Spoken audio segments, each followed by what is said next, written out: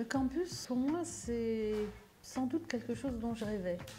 Parce que ça s'adresse aux nouvelles générations, dont on estime qu'ils n'ont pas actuellement de vraie formation aux enjeux de la transition. Et toujours avec cette idée qu'il faut leur ouvrir l'avenir, dans un contexte où l'avenir est plutôt présenté comme catastrophique, angoissant, leur donner des raisons d'espérer et aussi des moyens d'agir pour que cet avenir soit viable.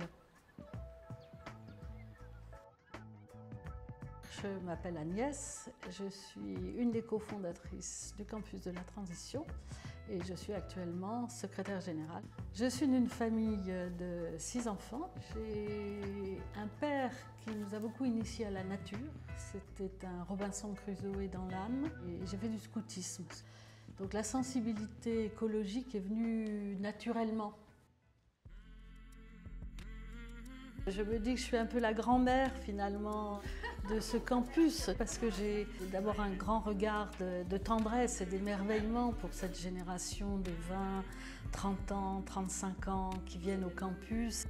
Je suis très touchée par leurs questions, leurs interrogations. Je suis, j'espère, l'oreille attentive et bienveillante. Ici, on gère une communauté de bénévoles. Donc il y a l'idée que l'on œuvre pour quelque chose de plus grand. Donc ça, c'est la dynamique du projet qui fait l'adhésion. Au début, je n'avais pas compris pourquoi la gouvernance avait autant d'importance dans la transition écologique ou la pensée écologique. Mais en fait, c'est tous ensemble qu'on doit le faire.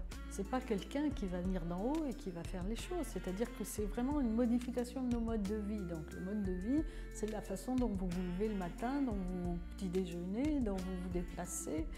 Mais si on n'a jamais fait l'expérience de cela, on ne peut pas le vivre à grande échelle. Il y a quelque chose de ce qu'on appelle une utopie transformatrice. C'est-à-dire que l'on croit qu'on peut construire un avenir qui soit heureux. Je crois que c'est ça qui nous unit. L'histoire avec le campus, elle est aussi liée à ce que j'expérimente, qui est de lutter contre un cancer. Le campus donne un sens à mon existence aujourd'hui. Ça donne vraiment de l'énergie, y compris pour lutter contre le cancer. Parce qu'en fait, la maladie, c'est continuer à vivre.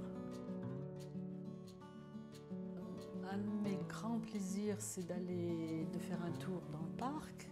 Je m'imagine comme une petite fourmi sur cette croûte terrestre, qui tout d'un coup dit finalement la vie existe depuis très longtemps, je suis de passage sur cette terre.